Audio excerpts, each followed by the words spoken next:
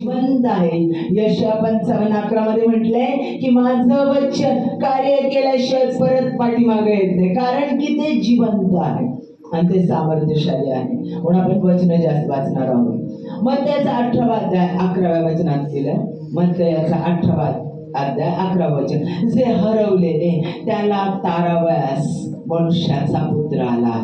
जे हरवलेले त्याला तारावयास मनुष्याचा पुत्र आला.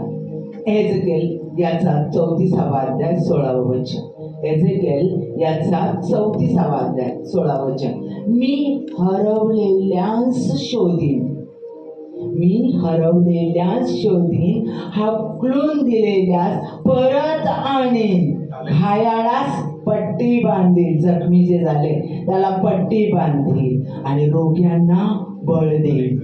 हे परमेश्वरा या यावेचं अभिवचन आहे. ऐकणाऱ्या प्रत्येक व्यक्तीसाठी ते वचन आहे. आणि काय सांगितलं, हे वचन कार्य केल्याशिवाय परत पाठीमागे जाणार नाही.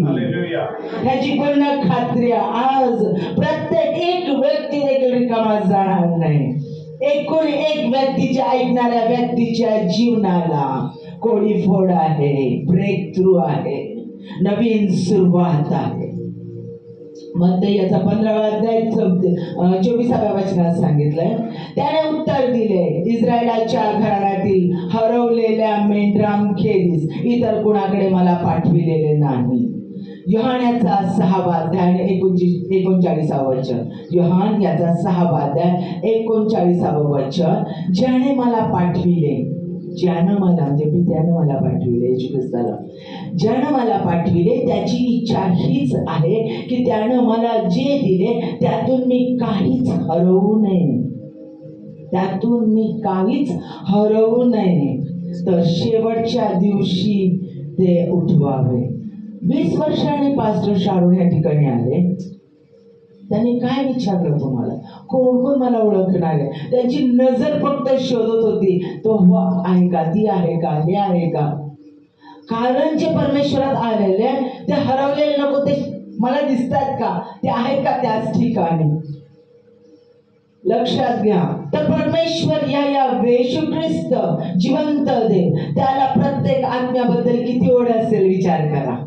आताच तुम्ही जिवंत उदाहरण आता पाहिलंय. लूकाचा 15वा अध्याय 4थं वचन, तुमच्यामध्ये असा कोण मनुष्य आहे, तुमच्यामध्ये असा कोण मनुष्य आहे की त्याच्या जवळ 100 मेंढरे असतात, त्यातून एक मेंढरू हरवले तर 99 मेंढरे रानात सोडून येऊन ते हरवलेले सापडेपर्यंत तो त्याचा शोध घेणार नाही. तो निश्चितपणे घेईल. शेवटचं वचन वाचत आहे, लूकाचा 15वा अध्याय 6वं वचन.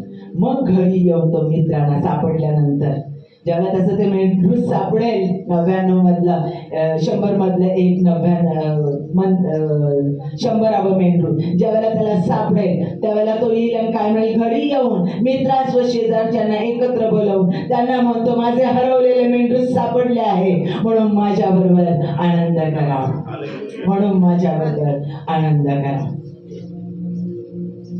तुम्ही विचार कराल, आम्ही ख्रिस्ती आहोत, अनेक वर्ष झाले आम्ही देवाच्या मंदिरात आहोत, आम्ही कुठे हरवलेलो आहोत. पण आज परमेश्वर काय सांगतो ते लक्ष देऊ नये का. आता हरवलेलं म्हणजे काय? हरवलेलं म्हणजे जे माझ्याकडे आधी होतं, जे माझं होतं, जे माझ्या मालकीचं होतं, जे माझ्या जवळपासच होतं, माझ्या हक्काचं होतं, माझ्या नजरेच्या दृष्टिक्षेपात माझ्या जवळच होतं, मी ते माझ्या जवळ आहे, माझ्या मालकीचं आहे, मला माहिती आहे, म्हणून मला पूर्ण जाणीव होती. पण ते आता तिथे नाही. एक तर मी पुढे निघून गेलाय, ते पाठीमागं सटकलाय, ते कुठंतरी पडलंय, ते निघून गेलंय, ते कुठेतरी गमावलं गेलेलं आहे. माझ्या नजरेत ते मला दिसत नाही, त्याची जवळीक मला मिळत नाहीये, म्हणजे ते हरवलेलं आहे, ते माझ्या सानिध्यात नाहीये, ते माझ्यापासून दूर गेलंय, मला ते दिसत नाही, मला त्याचा सहवास, त्या वस्तूचा, त्या व्यक्तीचा सहवास मिळत नाहीये. म्हणजे ते मला परत मिळेल की माहिती नाहीये, ते गेलंय. म्हणजे जे माझं होतं ते आता माझं राहिलेलं नाही. नाहीये, त्याला म्हणतात हरवलेलं असणं. त्याला म्हणतात हरवलेलं असणं. ही भावना भयंकर आहे. गमावल्याची भावना, हातातून निसटल्याची भावना, जे माझं हक्काचं होतं ते आता माझं राहिलेलं नाही, ही भावना खूप भयंकर आहे. मग ती व्यक्ती ते शोधण्याचा प्रयत्न करते. जे गमावलंय, जे हरवलंय, जे सापडत नाही, जे दृष्टीत दिसत नाही, ते शोधण्याचा प्रयत्न करते. ती बेचैन होते, ती अस्वस्थ होते, बेजार होते. ते मिळेपर्यंत ती सापडत नाही, शोधत राहते. आता हरवलेलं जे नष्ट होणार आहे, जे एवढ्या किमतीचं नाहीये, ते हरवल्यानंतर काहीच वाटत नाही.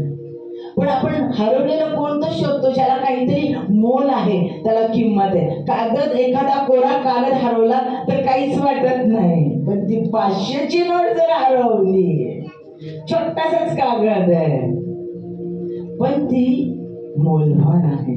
ती 500ची नोट आहे. एवढा मोठा दगड हरवला काही वाटणार नाही, पण एवढा छोटासा कानातलं सोन्याचं हरवलं तर आमचा जीव खालीवर होतो. सगळीकडे शोधाशोध होते, अस्वस्थ होतो. डब्यात लपवून ठेवलेले पैसे गेले, सगळीकडे शोधत राहतो. कुठं हरवले, कुठं ठेवले होते, चावी कुठं ठेवली होती, कुठं हरवली गेली, सगळीकडे शोधत राहतो, वेड होऊन शोधत राहतो. म्हणजे आम्हाला ज्या गोष्टींनी आनंद मिळतो, ज्या गोष्टीने आमचा फायदा होतो, जी गोष्ट आमच्यासाठी वेतन देणारी, किंमत देणारी, आनंद देणारी, पैसा देणारी, वैभव देणारी, किंवा जी व्यक्ती आमचं कार्य पूर्ण करणारी आहे, जी व्यक्ती आम्हाला प्रेम देणारी आहे, किंवा जी वस्तू आम्हाला आनंद देणारी आहे, आमच्या उपयोगाची आहे, ती हरवल्यानंतर आम्ही अस्वस्थ होतो आणि ती शोधण्याचा प्रयत्न केला जातो. आणि आम्हाला इथं आता आम्ही जी वचनं सांगितले, वाचले, त्याच्यामध्ये स्पष्ट सांगितलंय की येशू हरवलेले शोधावयास आला. आदामानं पाप केलं, परमेश्वराने जगाची निर्मिती केली, आदाम हवेला निर्माण केलं, बरोबर, आणि त्यांनी आज्ञा मोडली. आज्ञा मोडली म्हणजे पाप झालं. पाप आणि पुण्य, पाप आणि पवित्रता एकत्र राहू शकत नाही आणि तो परमेश्वरापासून दुरावला गेला. आदाम हवा त्याच्यापासून वेगळे झाले आणि मग त्याने आपला एकुलता एक पुत्र पाठवला. कारण जनावराचं रक्त पाप कव्हर करतं, झाकतं, परंतु एकमेव देवाचं रक्त पाप नाहीस करतं. आणि येशू ख्रिस्त हा देवाचा पुत्र आमच्यासाठी देण्यात आला. त्यानं स्वतःवर आमचं पाप घेतलं. तो आमच्यासाठी मरण पावला, तिसऱ्या दिवशी उठला. तो आम्हाला घेण्यासाठी येणार आहे. त्याने त्याचा पवित्र आत्मा दिला आणि तो पवित्र आत्मा आम्हाला चालवत आहे. ही जो विश्वास ठेवतो, हा विश्वास जी व्यक्ती ठेवते आणि त्याला म्हणते माझ्या अंतःकरणात येशू ख्रिस्ता ये, त्यावेळेला तो त्या व्यक्तीच्या अंतःकरणात येतो आणि त्या व्यक्तीचा तारणारा देव होतो. हे धर्मांतर नाही. येशू ख्रिस्त हा धर्म नाही. कामदेव नाही का? काय कामदेव नाही का ते पण मी तुम्हाला सांगणार आहे. कान देऊ नाही का? लक्ष देऊ नाही का? येशूला अंतःकरणात स्वीकारणं हा अनुभव आहे. बायबलमध्ये कुठेही दिलेलं नाहीये की ख्रिस्ती हा धर्म आहे आणि येशू ख्रिस्त धर्म स्थापन करण्यासाठी आलाय. तो देवादी देव परमेश्वर धर्म मनुष्याने स्थापन केले, तो धर्म स्थापन करण्यासाठी आलेला नाही. मग बाप्तिस्मा काय आहे? तो माझा तारणारा देव आहे. मी त्याचा स्वीकार करते. माझा जुना मनुष्य त्या पाण्यामध्ये मेला आहे, संपला आहे आणि माझ्यात ख्रिस्त उठला आहे. पुन्हा उठला ख्रिस्त, तो मीच शरीरी तुझे रक्त घेऊया. जो ख्रिस्त माझ्यात उठला, माझ्यामध्ये ख्रिस्त उठला, ही विश्वासाची कृती मी सगळ्या जगासमोर करते. माझ्यातला जुना मनुष्य पाण्यात गेला, माझ्यामध्ये ख्रिस्त उठला आहे. आज मी नव्हे तर माझ्यात ख्रिस्त जगत आहे. ही कृती जाहीर कृती करतो, त्याला बाप्तिस्मा म्हणतो. आणि म्हणून म्हटलं जा जगाला सुवार्ता सांगा आणि त्यांना माझ्या नावात बाप्तिस्मा द्या. धर्मांतर नाही. हे चुकीच्या गोष्टी फैलावू नका. आता तुम्ही लीडर म्हणून उभं राहत आहात. ऐकणारी प्रत्येक व्यक्ती, देवाचा आत्मा तुमच्या प्रत्येक व्यक्तीशी बोलत आहे. तुम्ही साधारण व्यक्ती नाही, लीडर म्हणून उभे राहत आहात. देवाचे कार्य करणारे, आत्मे जिंकणारे म्हणून उभे राहत आहात. हे लक्षात घ्या. आणि म्हणून आज देवाचा आत्मा तुमच्या संगती बोलत आहे, प्रत्येका संगती बोलत आहे. मग हा आदाम हरवलेला होता. येशू ख्रिस्तावर ज्या वेळेला मनुष्य प्राण्यानं विश्वास ठेवला त्यावेळेला तारण प्राप्त झालं. आणि जे परमेश्वर येशू ख्रिस्तावर विश्वास ठेवतात ते हरवलेले परमेश्वराकडे येतात. ते त्याची लेकरं त्याच्याकडे परत येतात. आता आपण पाहतो लूक याचा 18वा अध्याय 19वा अध्याय 1 ते 10 वचन मी वाचणार आहे. लक्ष देऊन ऐकायचं. खूप सुंदर जकर्याचं उदाहरण येशू ख्रिस्ताने दिलेलं आहे. हरवलेले शोधावयास तो कसा आला, त्याला काय काय केलं आणि जकर्याच्या द्वारे देव आमच्याशी काय बोलत आहे. लूक याचा 19वा अध्याय 1 ते 10 वचन. त्याने यरीहोत प्रवेश केला. त्याने म्हणजे येशू ख्रिस्ताने. लक्ष देऊन ऐका, कान देऊन. त्याने यरीहोत प्रवेश केला व त्यातून तो पुढे जात होता. तेव्हा पहा, जवळ जक्खै नावाचा कोणी एक मनुष्य होता. तो मनुष्य जकातदार, टॅक्स कलेक्टर, टॅक्स घेणारा माणूस. तो जकातदार असून श्रीमंत होता. आता टॅक्स घेणारा म्हटल्यानंतर तुम्हाला माहिती आहे तो किती श्रीमंत असणार. येशू कोण आहे हे पाहावयास तो प्रयत्न करीत होता, पण गर्दीमुळे त्याचे काही चालेना, कारण तो ठेंगणा होता, बुटका होता. तेव्हा तो पुढे धावत जाऊन त्याला पाहण्यासाठी उंबराच्या झाडावर चढला. उंबराचं झाड तुम्हाला माहिती आहे, इंग्लिशमध्ये सिकामोर म्हणतो आपण त्याला. कारण येशूला त्या वाटेने जायचे होते. त्याला माहिती होतं येशू ख्रिस्त ह्या वाटेने जाणार. म्हणजे सगळी बातमी काढलेली होती बघा जकर्यानं. सगळी बातमी काढली, येशूला या वाटेने जायचंय. त्या वाटेवरचं झाड उंबराचं शोधलं त्याने, त्या झाडावर तोच. मग येशू त्या ठिकाणी येतात दृष्टी वर करून त्याला म्हणाला. त्या झाडावर तो चढला आणि येशूने ज्याला त्याला पाहिलं त्यावेळेला येशू त्याला म्हणाला, जखया त्वरा कर, घाई कर, त्वरा कर, खाली ये, कारण आज मला तुझ्या घरी उतरावयाचे आहे. तेव्हा त्याने त्वरा करून त्वरेने खाली उतरून आनंदाने त्याचे आगत स्वागत केले.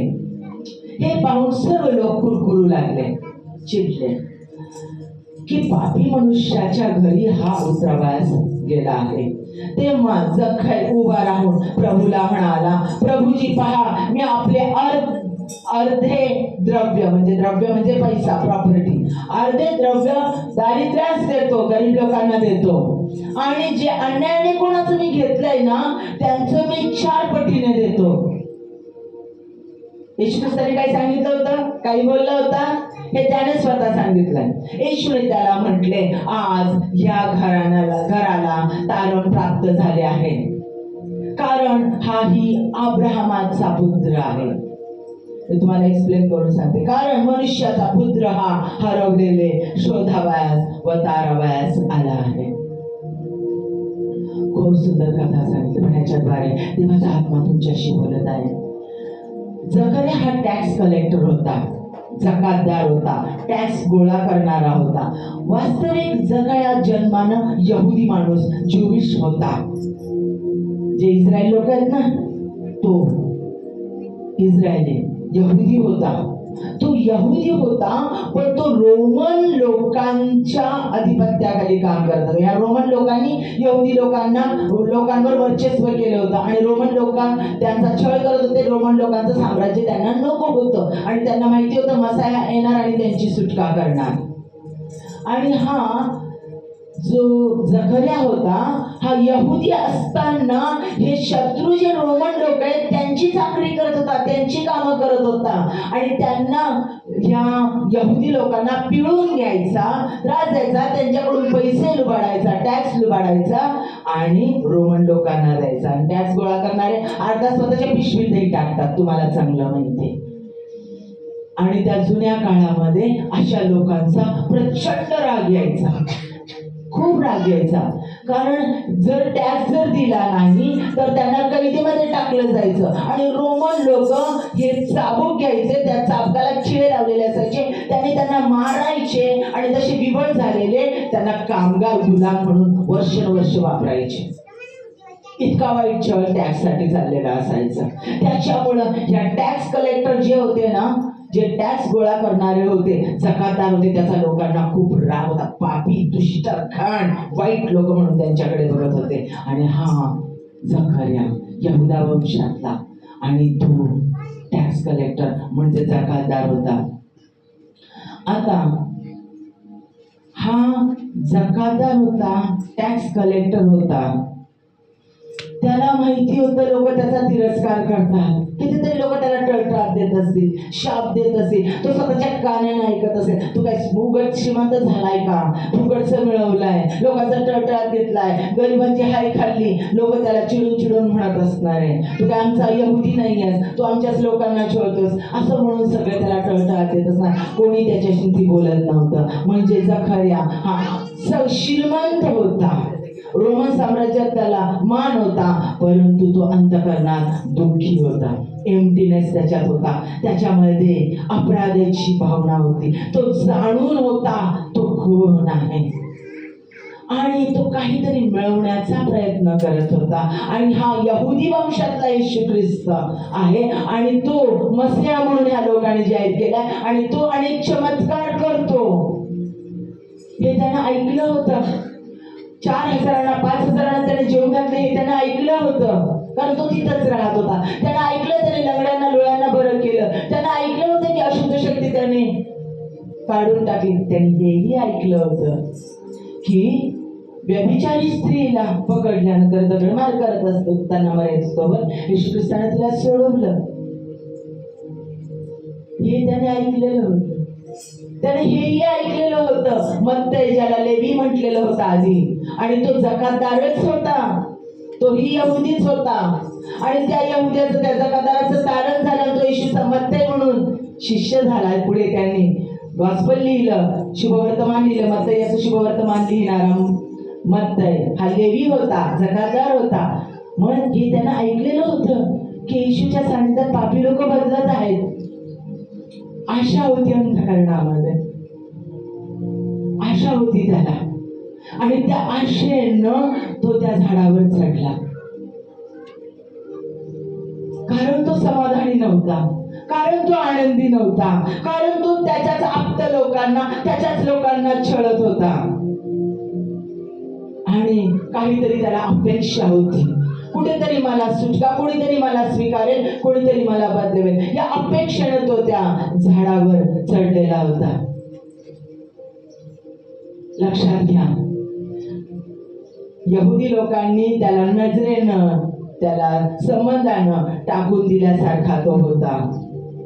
म्हणजे हा जकातदार हरवलेला होता, जकर्या पूर्णपणे हरवलेला होता.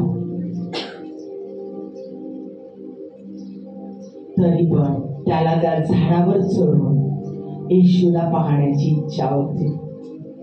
येशूला त्याला जाणून घ्यायचं होतं. येशू कोण आहे, तो कसा आहे, तो कसा दिसतो, तो चमत्कार करतो, तो पाप्यांना बदलवतो, मग तो कसा आहे हे त्याला पाहायचं होतं. त्याला जाणून घेण्याच्या इच्छेने, त्याला समजून घेण्याच्या इच्छेने, त्याला पाहण्याच्या इच्छेने तर त्या झाडावर चढला. आणि ते परमेश्वराला माहिती, तो येशू ख्रिस्त, त्याला ते माहिती होतं, देवाच्या त्या पुत्राला ते माहिती होतं. आणि येशूने दृष्टी वर केली आणि त्याला म्हटलं, जकर्या त्वरा कर आणि खाली ये. विचार करा, सगळे यहुदी लोक, सगळे स्वतःला पवित्र समजणारे, सगळे मोजेसच्या नियमशास्त्र पाळणारे, हे सगळे यहुदी लोक आणि मसीहाच्या सानिध्यात, येशू ख्रिस्ताच्या सानिध्यात असणारे, स्वतःला किती धार्मिक समजणारे, त्याचे ते 12 शिष्य त्यांच्यामध्ये. आणि अशा सगळ्यांच्या मध्ये येशू ख्रिस्ताने त्याला नाव घेऊन हाक मारली, जकर्या खाली ये, त्वरा करून ये, लगेच रे, घाई गडबडी नाहीये. किती छान वाटलं असेल, जे मला अस्तित्व नाही, जो मी पापी आहे, जो मी वाईट आहे, जो माझा अंतःकरण मला स्वतःला धिक्कारतोय, त्या मला येशू ख्रिस्तानं नावानं हाक मारली आणि म्हटला त्वरेने खाली ये, मला तुझ्या घरी जेवायचं आहे. साऱ्या लोकांनी त्याच्याकडे, यहुदी लोकांनी त्याच्याकडे पाहिलं. लोक कुरकुरले, त्याला राग आला. पवित्र हा, चमत्कार करणारा, देवाच्या राज्याची घोषणा करणारा प्रॉफेट आहे हा, संदेष्टा, आणि हा येशू ख्रिस्त या पाप्याच्या घरी त्याला बोलवतो, त्याच्या घरी जेवायला जातो. येशूनं कुणाची पर्वा केली नाही प्रियांनो, काहीच बोलला नाही आणि त्याच्या संगती तो गेला. फक्त त्याचा सहवास, येशू ख्रिस्तानं स्वतःचा सहवास जकर्याला दिला, फक्त सहवास दिला. आणि काय परिवर्तन झालं, कसं ट्रान्सफॉर्मेशन झालं, कसं परिवर्तन झालं, कसा बदल झाला. जकर्या स्वतः बोलला, येशू ख्रिस्ताने त्याला काही सांगितलं नाही. जकर्या स्वतः बोलला. काय बोलला? माझं अर्धी संपत्ती मी गरिबांना वाटून टाकत आहे. येशू ख्रिस्ताला बोलला. येशू ख्रिस्ताने त्याला दोष लावला नाही, काहीच बोलला नाही, काहीच म्हटला नाही. येशू ख्रिस्ताच्या सांगण्याने त्याला बदलवला आणि तो म्हटला, माझं अर्धी संपत्ती मी गरिबांना वाटून टाकत आहे. आणि पुढे लगेच तो बोलला, ज्यांचं मी हिरावून घेतलं, डिस्ट्रॉय केलं, तोडलं, फोडलं, मोडलं, हिरावून घेतलं, जे हिरावून घेतलं ते 4 पटीने मी त्यांना परत देत आहे.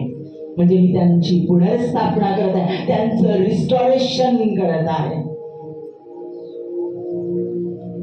गरिबांना तर मी देत आहे, परत ज्यांचं मी घेतलं त्यांना मी 4 पटीनं देत आहे, त्यांना मी 4 पटीनं देत आहे.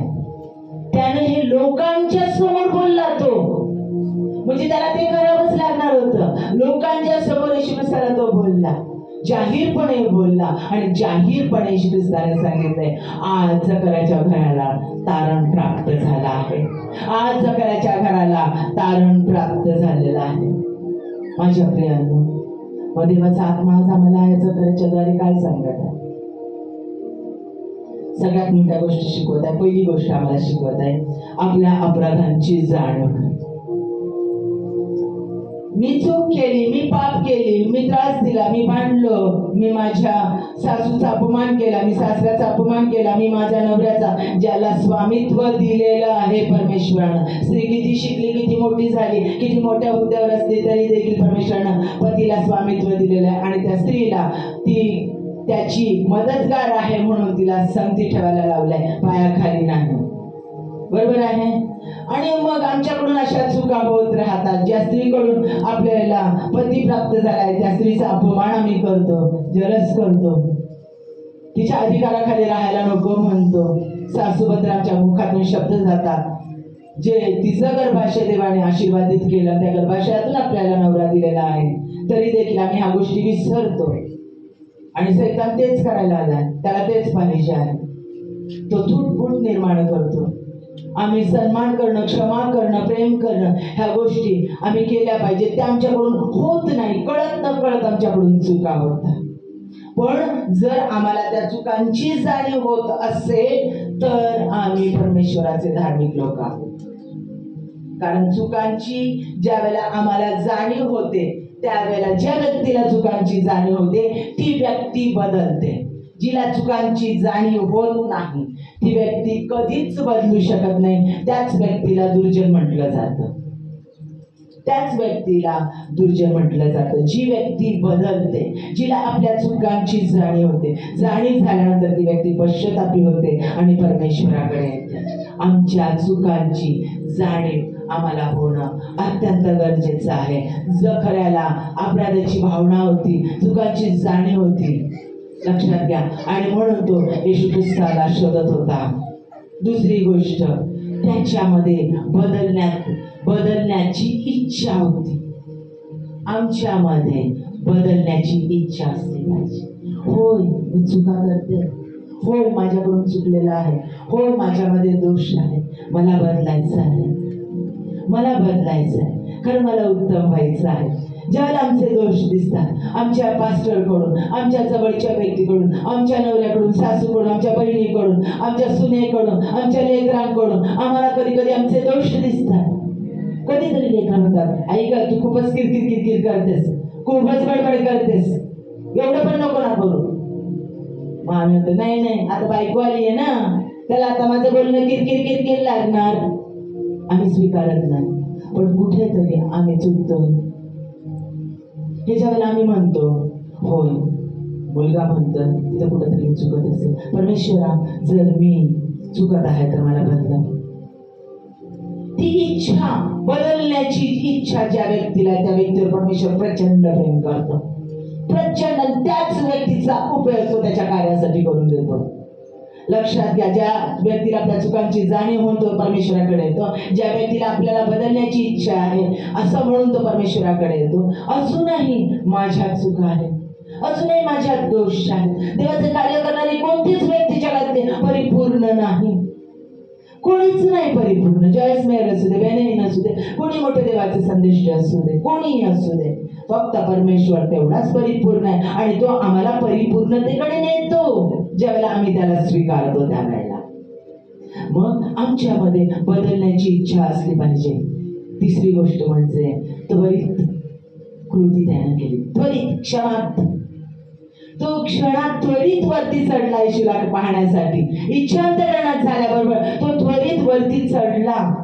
हातपाय छोटे होते गुटका असल्यामुळं. आणि सिकामोर ट्री जे उमराचं झाड आहे ते गुळगुळीत असतं, जरा बघितलंय तुम्ही, तुम्हाला माहिती आहे. आणि तरी तो त्या झाडावर, आणि त्याच्या फांद्या थोड्याशा लांब लांब असतात, तरी तो त्या झाडावर चढला. त्याला म्हटलं त्वरित खाली येतो, त्वरित खाली आला. त्याने लगेच येशू ख्रिस्ताच्या जवळ आल्याच्या नंतर त्वरित त्याने जाहीर केलं. क्षणात त्याने जाहीर केलं. घाई केली त्याने, घाई करून लगेच जाहीर केलं, मी माझा अर्धी संपत्ती गरिबांना देत आहे आणि मी ज्याचं घेतलं त्याला 4 पटीने देत आहे. आणि त्वरित त्याला तारण प्राप्त झालं.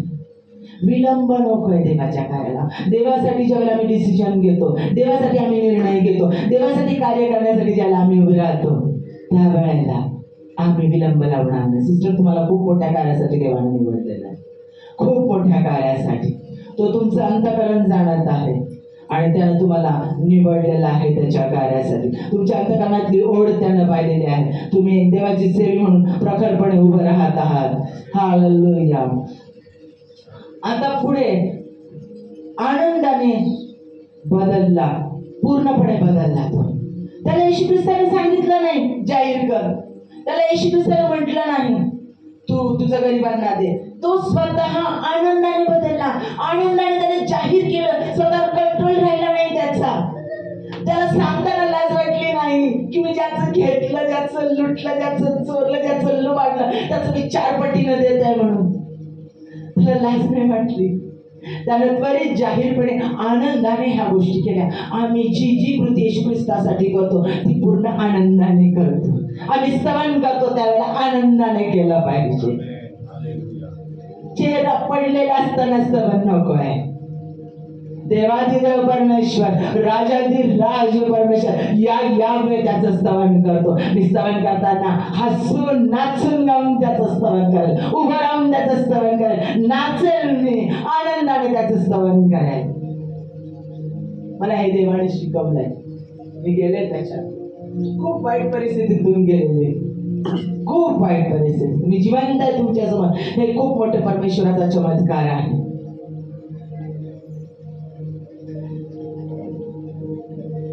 विष खाऊन आलेले होते, विष दिलेलं होतं माझ्या जवळच्या लोकांनी. त्याच्या 3ऱ्या दिवशी मी चर्चमध्ये उभी राहिलेली होते. आवाज गमावलेला होता, नीट व्यवस्थित घुगरा आवाज झालेला होता. लोकांचे जवळ असण्याची पर्वा नाही केली. उभं राहून टाळ्या वाजून नाचून गाऊन परमेश्वराचं स्तवन करत होते. रिकामं पोट होतं.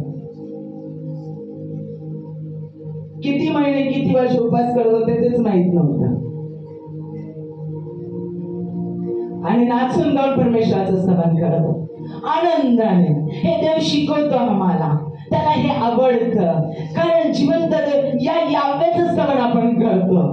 जे काही करेल ख्रिस्तासाठी ते आनंदाने करेल. आनंदाने. तो आनंदाने करत होता. तो पूर्णपणे बदलला होता. आणि त्याच्यामुळं त्याचं पूर्ण ट्रान्सफॉर्मेशन झालं, पूर्ण बदल झाला. पहिलेचा जकर्या जकातदार टॅक्स घेणारा, हिसकावणारा, बदलला गेला, तो देणारा झाला, प्लस रिस्टोरर झाला आणि देवाचा सेवक बनला. तो जे तोडलेलं, मोडलेलं, जे उद्ध्वस्त झालेलं, नष्ट झालेलं, त्यांचं त्याने 4 पटीनं दिलं. तो बांधणारा झाला, परत एकदा पुनर्स्थापना करणारा झाला. आणि त्याला पुढचं म्हणजे लगेच धारण प्राप्ती त्यामुळे झाली. त्याच्या घराण्याचं म्हटलंय, बायबल नीट वाचा. त्याच्या घराण्याचं म्हणजे त्याचे आप्त लोक, त्याच्या जवळच्या सगळ्या लोकांचं परमेश्वराने धारण केलं.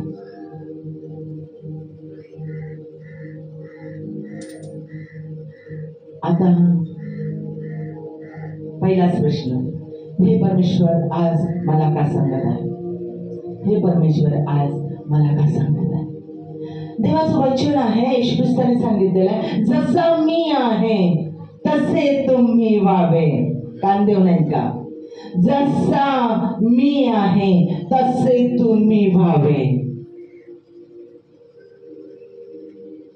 तो जसा हरवलेले शोधावयास आला तसं मला व्हायचं. मग येशू ख्रिस्त कसा होता? त्यानं काय केलं? सगळ्यात पहिलं येशूनं जकर्याची ओढ बघितली, जकर्याची धडपड बघितली. दुसरी गोष्ट, त्याने लोकांच्या बोलण्याकडे लक्ष दिलं नाही. जकर्या कोण आहे? पापी आहे, जकातदार आहे, वाईट आहे, असं त्या जकर्याचा जो पास्ट आहे, भूतकाळ आहे, त्यानं जे काही वाईट केलंय त्या सगळ्या गोष्टींकडे येशू ख्रिस्तानं दुर्लक्ष केलं. त्यानं त्या गोष्टींकडे लक्ष दिलं नाही. प्रियांनो, येशू ख्रिस्ताने त्याचा भूतकाळ पाहिला नाही, त्याच्या जुन्या गोष्टी पाहिल्या नाही. लोकांची कुरकुर, लोकांचं बडबडणं की पापाच्या घरात जेवायला जातो देवाचा माणूस, प्रॉफेट, आणि कसा काय हा देवाचा पुत्र, कसं काय हे करतो, काहीही बघितलं नाही. त्याने विचार केला नाही. तो त्याच्या संगती स्वतःचा सहवास त्यानं त्याला दिला. येशू ख्रिस्ताने स्वतःचा सहवास, त्याच्या संगती तो थांबला. म्हणू दे पाप्यांसंगती जेवतो, म्हणू दे वाईट लोकांसंगती राहतो, पण तो त्यांच्या संगती थांबला आणि त्याच्या अस्तित्वानं तो जकर्या बदलला. त्यानं वेळ घेतला नाही. येशू ख्रिस्ताने काय सांगितलं त्याला? जकर्याला पाहिलं, त्याची धडपड पाहिली आणि म्हटलं त्वरित खाली ये. वेळ घालू दिला नाही. त्याला लगेच बोलायला, लगेच ऍक्शन करायला सांगितली त्याला. लक्षात ठेवा येशू ख्रिस्ताने काय केलं. त्यानं जाऊन त्याच्या घराला भेट दिली. दुसरी गोष्ट, त्याने त्याला कंडेम केलं नाही, दोष लावला नाही. तुमच्या लक्षात आलं? त्याने त्याला दोष लावला नाही. त्याला म्हटला नाही जकर्या, अरे का पाप करतोस? अरे यहुदीन, अरे विसरला का? तुझा वंश कुठला, कुळ कुठलं, विसरलास का पाप करतोस? पश्चाताप कर, नको करू असं म्हटला का? नाही. त्याचे कोणतेच दोष दाखवले नाही, त्याला कोणताच कंडम केलं नाही, म्हटलं नाही तू इतकं घेतलं तितकं घेतलं, हे दे ते दे, ह्याला परत कर, असं कर, काहीच बोलला नाही. फक्त प्रेझेन्स, परमेश्वराचा प्रेझेन्स त्याला प्राप्त करून दिला स्वतःच्या सानिध्याने. मग येशू ख्रिस्त म्हणतो, जसा मी आहे तसे तुम्ही व्हावे. मी जसे केलं त्यापेक्षाही अधिक तुम्ही कराल. 20 वर्षाच्या आधी पास्टर आलेले आहेत.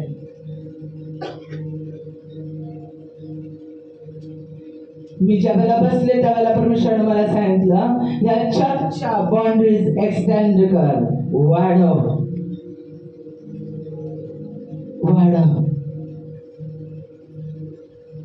आणि परमेश्वर वाढवत आहे तुम्हाला. भिंतींनी बांधलेलं ते चर्च नाही. आपण सगळेजण एकत्र, जे लोक एकत्र येतो ते लोक म्हणजे चर्च आहे. ती लोक म्हणजे मंडळी आहे. आपण कुठे एकत्र येतो हे महत्वाचं नाही, आपण किती जण आणि कसे येशूच्या नावात एकत्र येतो हे महत्वाचं आहे. मी फ्रुटफुल होणं, मी शोधलेल्या हरवलेल्यांना सापडणारी आहे का? सगळे हरवलेले देवापासून दुरावलेले आहेत. अवतीभोवती जे लोक तुम्ही बघत आहे, जे ख्रिस्ताला ओळखत नाही, जे फक्त धर्मांतर म्हणून बघतात, हरवलेले, तुम्हाला त्यांना शोधायचं आहे, त्यांना सांगायचंय धर्मांतर नाही आहे, हा अनुभव आहे, तो देवादिदेव आहे परमेश्वर, तो धर्म स्थापन करण्यासाठी आला नाही, हे तुम्हाला सांगायचं आहे. तुम्हाला लोकांकडे धाव घ्यायची आहे, त्यासाठी तुमची निर्मिती आहे. मी तुम्हाला काय सांगितलं, परमेश्वर तुम्हाला लीडर म्हणून उभं करत आहे. मी कोण आहे बघू नका, स्वतःकडे बघू नका. जो परमेश्वरचं करायला बदलवणारा तो परमेश्वर, पाऊलाचा शाऊलाचा पाऊल करणारा तो परमेश्वर, आणि त्याच्याकडून बायबल मधली 13 पत्र लिहून घेणारा तो देव येशू ख्रिस्त, तो माझा देव. जॉयस मेयर कोण होती, बेनहिम कोण होते, त्यांचं आधीचं जीवन काय होतं, परमेश्वराने त्यांना बदलवलं. मी कोण आहे स्वतःकडे पाहू नका, येशू ख्रिस्ताकडे फोकस करा. त्यानं मला सांगितलंय तुला हरवलेले शोधावयाचे आहे. मग माझ्या अवतीभोवतीचे लोक, मी त्यांना दोष लावणार नाही, ते कसे आहेत, ते काय करतात, मी त्यांना सांगत बसणार नाही. नाही ते लोक खूप बरकड आहेत, नाही ते लोक फार दुष्ट आहेत, नाही ते लोक नाही ऐकणार आहेत, नाही ते लोक कठीण मनाचे आहेत, नाही त्या लोकांनी त्रास दिलेला होता, नाही त्या लोकांचं वर्तन नाही बरोबर. नाही नाही नाही नाही, तुम्हाला नाही माहिती ते लोक कसे, आम्ही कसे दिवस काढतो आम्हालाच माहिती. बंद करा ते शब्द, देवाचा आत्मा सांगत आहे.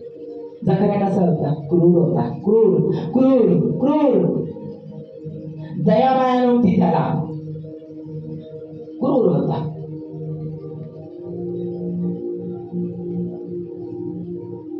मी हे शब्द काढणार नाही, कारण माझ्या मुखामध्ये जन्म मृत्यूचं सामर्थ्य देवाने दिलेलं आहे. मी जे बोलणार तेच घडणार. लक्षात ठेवा, कान देऊ नाही का, तुम्ही जे बोलाल येशूच्या नावामध्ये त्या गोष्टी त्याच्या वचनानुसार होणार आहे. मग किती मोठं सामर्थ्यशाली देवाने मला बनवलेलं आहे. मी साधारण व्यक्ती आहे का, नाही. यशा 43 मध्ये सांगितलं मी अनमोल आहे. मग तुम्ही कोण आहात, तुम्ही अनमोल आहात हे ओळखा तुम्ही स्वतःला.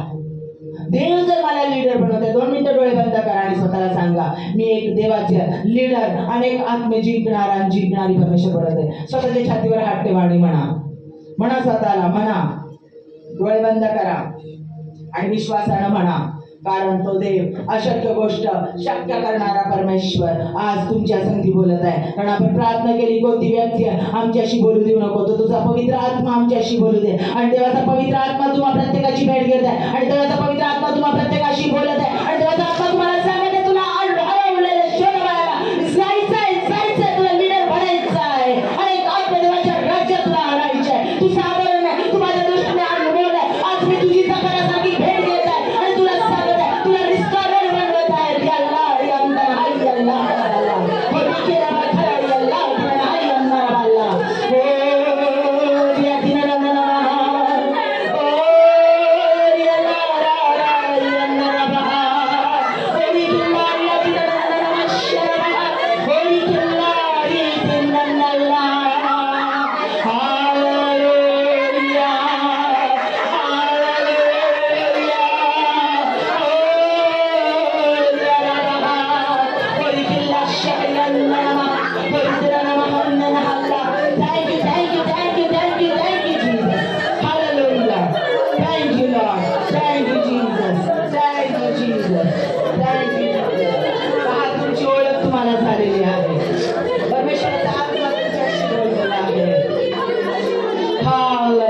तुम्ही कधीच थांबणार नाही, कधीच थांबणार नाही, कधीच थांबणार नाही.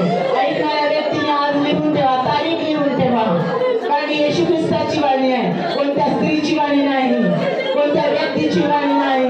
देवाचा आत्मा तुमच्याशी बोलत आहे, देवाचा आत्मा तुमची भेट घेत आहे. Hallelujah, hallelujah, hallelujah, hallelujah, hallelujah, hallelujah, hallelujah, hallelujah. Thank you Jesus. Thank you Lord. Hallelujah, hallelujah, hallelujah, hallelujah, hallelujah. Thank you Jesus. Thank you Jesus. Thank you Lord. Thank you Jesus. त्याने आज तुमचं पूर्ण काय पालन केलं आहे. आज तू नवीन म्हणून तुम्ही उभे राहत आहात.